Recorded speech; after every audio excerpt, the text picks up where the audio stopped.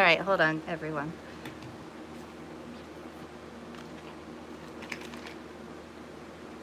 It's not plugged in. No. Just you wait. Fine, Just, folks just, of America. just wait, everybody. Sorry, guys. Jordan's going to do something you never thought he would do in just a minute.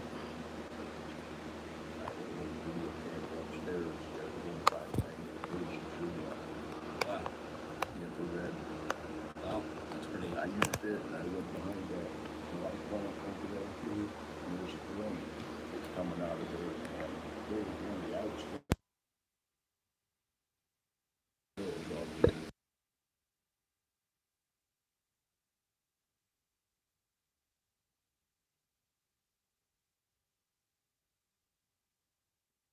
Back in the city of Flint. City of Flint's excuse was, well, we got a whole bunch of rain that particular time.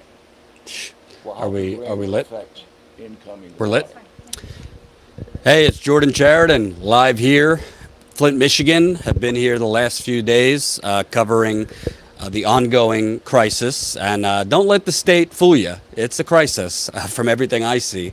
This is my 10th trip out here, and each time I come out here, you find out more troubling, unsettling, and frankly, in my view, corrupt things going on here. So, if you've been following the last few days, I published a pretty long piece on Tuesday of this week that went into great detail about the water testing that has been done here in Flint, dating back to 2015. Obviously, the city had massive lead poisoning due to them switching from the Detroit River system to the Flint River.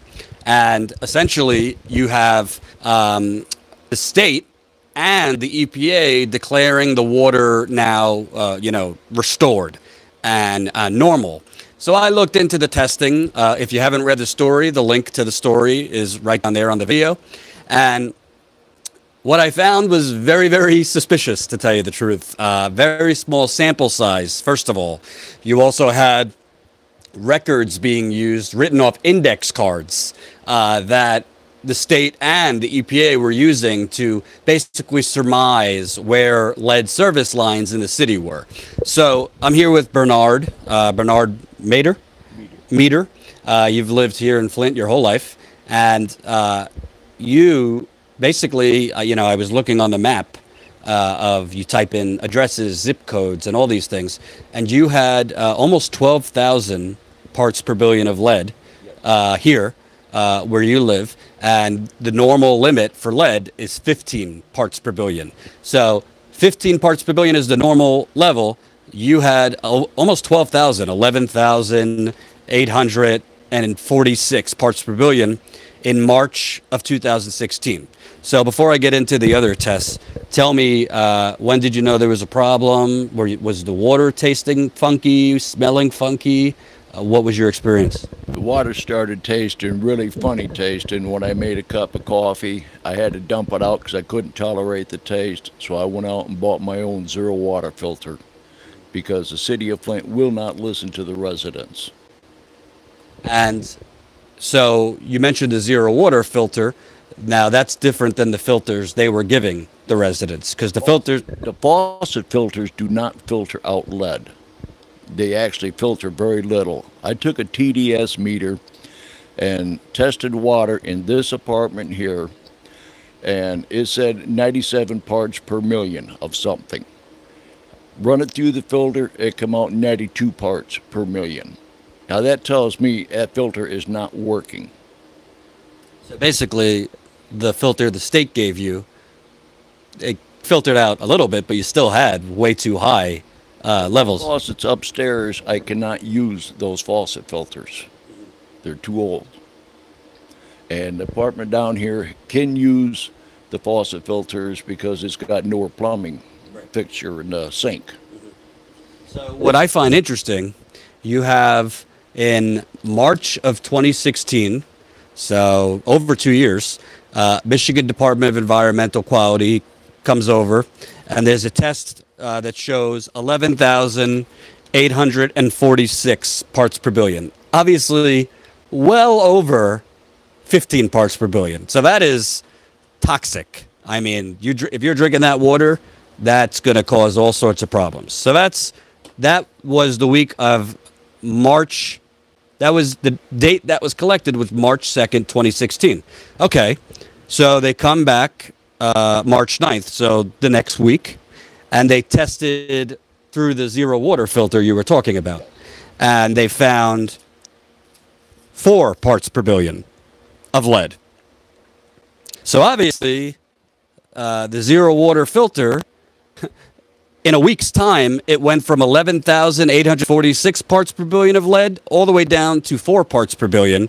The main difference, the test that almost had 12,000 parts per billion was just straight out of the tap, whereas this, the one that had 4 parts per billion, was using the zero water filter. Here's where it gets very interesting and I find suspect. They went back after the test that was 4 parts per billion with the zero water filter. They went back in April, the next month, testing just straight from the tap, and they found it to be 15 parts per billion. So how do you go from 11,846 parts per billion the first week of March down to 15 parts per billion the next month? The lead service lines here weren't changed yet, correct? No, they were not. They did not change these lines until August of last year. So basically in a month's time, put aside the test with the zero water filter, but first week of March, they find 11,846 parts per billion. Second week of April, they find 15 parts per billion. Nothing changed. Your service line wasn't changed out. Maybe they would say the phosphates they were adding to the pipes were working. But how do you explain, or how do you trust that you went down basically almost 12,000 parts per billion you went down in a month's time when they hadn't yet changed the pipes? Right. And I cannot explain how that happens, but when they open up fire hydrants around here, I think that is what was changing the lead level rates. How so? Because to opening up the fire hydrants, our fresh water supply is connected with the fire hydrant. So when they open that up, I think they're flushing out the lines that has built up all the lead residue in there. But it's interesting because the testing is all over the place. So you have 11,846, then a month later, 15. Then you got January 2017. So 6 months after that, more than 6 months after that one, you still got 15. Then you got the next month, you got 24. So it seems like it's all over the place. And there's really not a lot of explanation, but even when they say it's going down significantly, the water still tastes gross and it still smells, you've said. Well, I don't smell it that much, but it does taste gross to me. I drink my water out of the zero water filter, and I can give you a sample out of that to drink, as well as this city water, and I guarantee you'll like the zero water taste better. Well, let's try it. So the most recent test, because they changed the lead service lines here in August. They changed the lead service line here in August of last year, which means they have a brand new service line as of August of last year. So they just did a test here, it looks like beginning of May, and they found 2 parts per billion, which is fairly low. The EPA's limit is 15 parts per billion. So basically, after they changed the pipes, they're saying it's very, very low. So let me see how it tastes.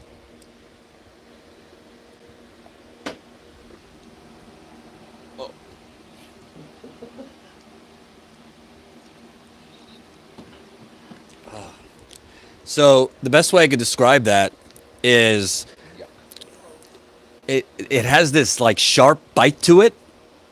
It has a sharp bite to it that it's almost like it's bitter. It's bitter. And that's from the water that, according to them, is supposed to be drinkable. And again, the EPA's level of 15 parts per billion, the EPA level of 15 parts per billion is not something for public health, because most doctors, experts tell you the allowable level for lead in water would be 0. So even though it says 2 parts per billion, the allowable limit is 0. So let me ask you, you've been here for a long time. Before we went on air, we were talking about just the staggering level of corruption in Flint, not to mention Michigan. You're not a scientist. I'm not one, but seems to me the testing is all over the place. You have testing that says 12,000 parts per billion in March of 2016. The next month, they say down to 15 parts per billion. Do you trust what they're telling you? No, I do not. But I'm not a scientist, so I can't confirm these test results. But I do not believe they are testing all the same. They're testing methods. I don't believe it's the same each time. Why would it be such a big difference in 30 days' time? Yeah, because honestly, unless the pipe was completely changed, to go from nearly 11,846 parts per billion, March 2nd of 2016, April 13th. So a month and a week later, 15 parts per billion. That doesn't make any sense. I mean, I've been covering this well enough, and I've spoken with experts, to go down from nearly 12,000 parts per billion down to 15 parts per billion. That's, people need to explain how you could go down. And that's part of the problem. There's not much communication between the Michigan Department of Environmental Quality and residents like you. No, there's not. I tried talking to a Jamie Hockmeyer. He was supposed to come over to my house and talk to me about the water situation, and he did not show up. And then I heard from you that he'd gotten another job out in Mount Pleasant, because he probably didn't want to have anything to do with this mess here in Flint. So that's what I've heard from many residents. You have, for example, he was told this guy, Jamie Hockmeyer, was going to come, talk to him about his water, possibly test himself from Michigan Department of Environmental Quality. Never shows up. I reached out to the Michigan Department of Environmental Quality and mentioned his case, as well as other residents' cases of they're testing super high, but then they're trying to get in contact with you and nobody's communicating back. Of course, Michigan Department of Environmental Quality, they tell me this guy don't work there anymore, and they don't know what I'm talking about with Bernard, but they'll be in touch with Bernard and, get to the bottom of it. But I've heard that from many, many residents. They get these tests. It basically gives them very, very vague instructions on what it means or what to do. And then there's no follow-up. Is that correct? Yes.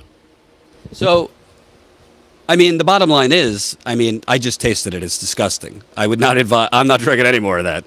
I would not advise drinking it. I remember my old cameraman, we were here last year. We were in a restaurant/bar.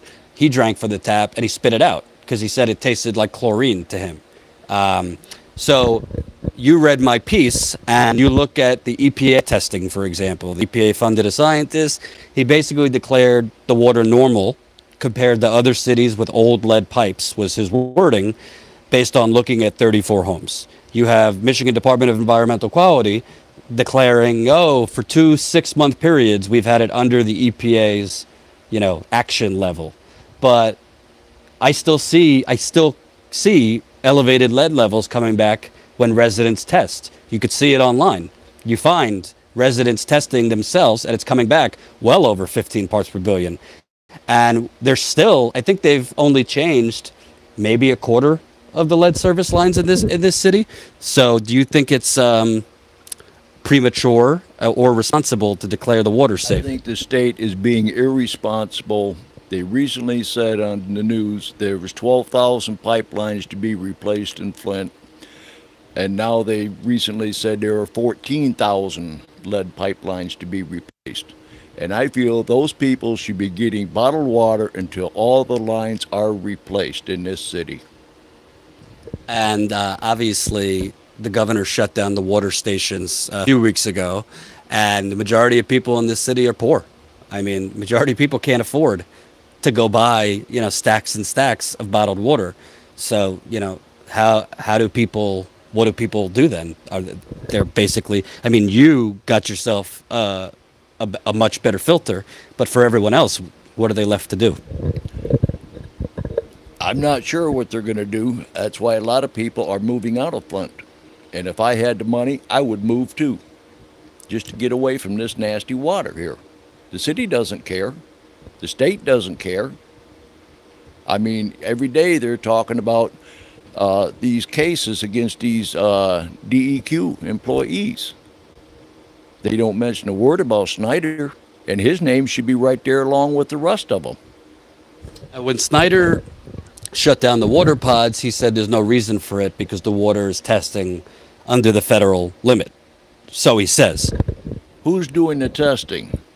The city of Flint, the DEQ, and which one's telling us the truth? That's my question. So you've lived in Michigan your whole life, so I want my audience to understand. Flint has had a lot of corruption, and obviously the governor's office, Snyder, and before Snyder, has had a lot of corruption. And a lot of people, a lot of residents I speak to basically think they're cooking up the numbers so that they don't have to pay what they really have to pay, which would be not only all the service lines, but then you got to look at inside people's homes, because they're only changing the service lines in the streets, but a lot of people's plumbing was destroyed in their home from the Flint River water. Yes.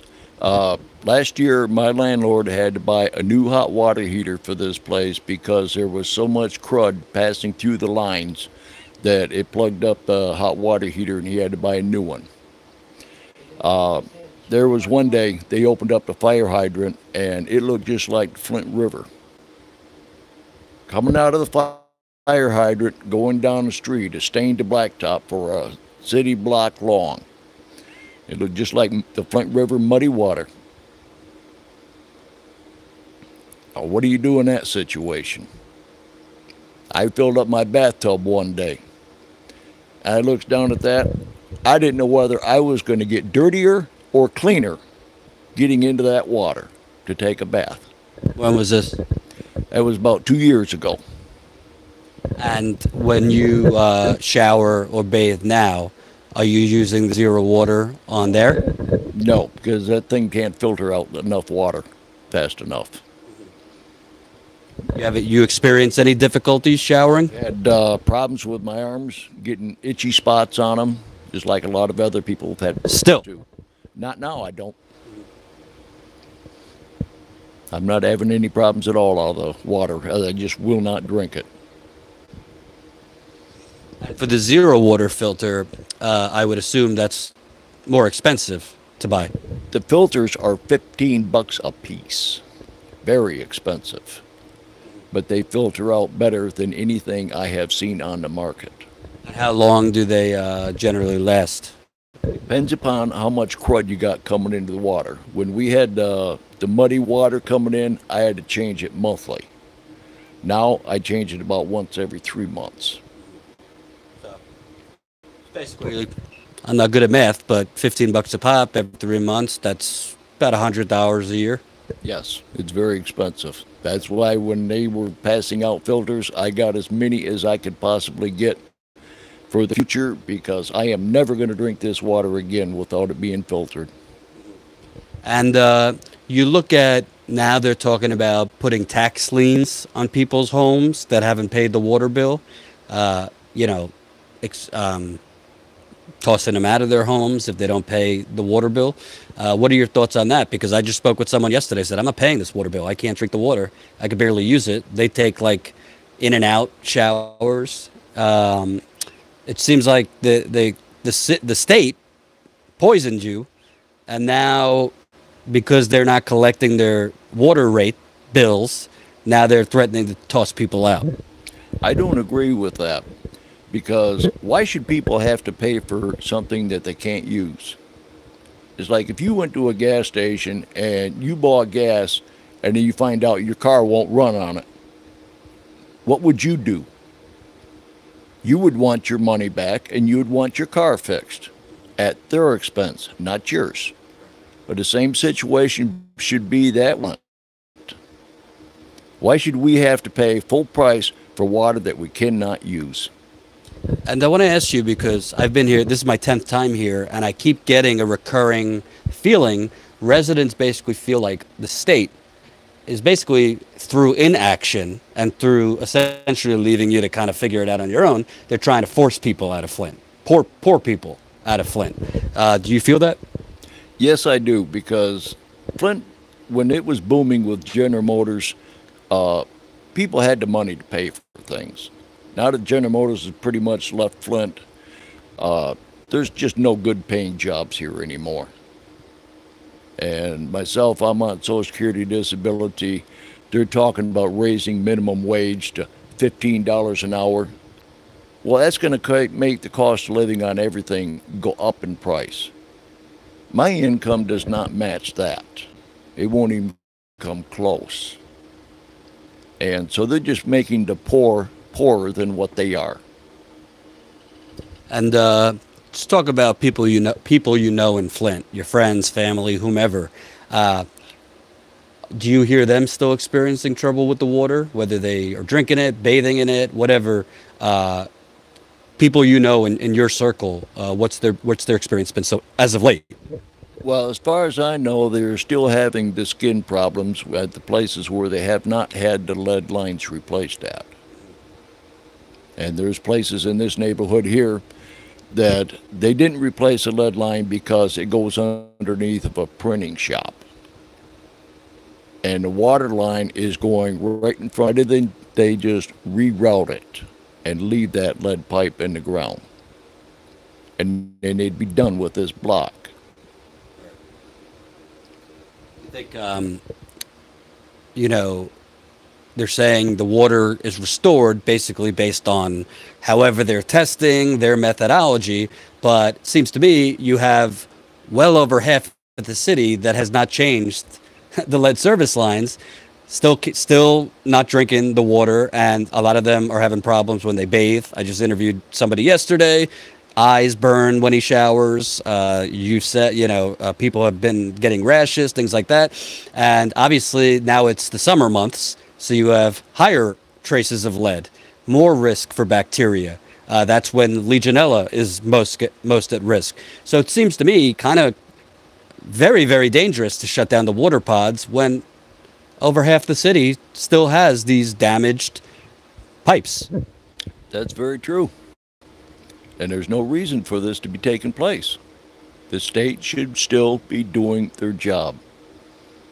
But the state of Michigan squanders money like there's no tomorrow. Well, Snyder had enough money to give, billions of dollars of tax breaks to corporations and donors, but not as much, for water for people who have been poisoned. Yeah. Well, we got a lot of vacant land here in Flint that General Motors owned. General Motors was given all kinds of tax breaks. They closed down a company, they move out. City's left to demo the place, but yet General Motors still owns the property. It doesn't make no sense. And General Motors, they had all kinds of oils and stuff that was seeping down into the ground, and nobody made them clean anything up. I had a former employer, Richfield Iron Works, that used to be a gas station years ago. The people in the neighborhood were complaining about oil getting in their water. They found out that there was a gas station there, so the EPA decided to dig it up. And they tried making Howard Campbell pay for all these city water lines to be installed out there because of a gas station that used to sit there on his property. What's your message? Because, the national media stopped covering Flint a long time ago. They covered Trump 24/7, all this other stuff. And I think a lot of people kind of think the problem's solved because they don't hear about it that much. What's your message to people watching? Don't give up and don't drink the city of Flint water. And if you can find some way of getting your water tested through some other private source, I would do that to try to prove the city wrong and the EPA, because this is crazy. Thank you, sir. Appreciate it. I will be live again throughout the afternoon. So definitely check back on the channel and share these videos. Thanks.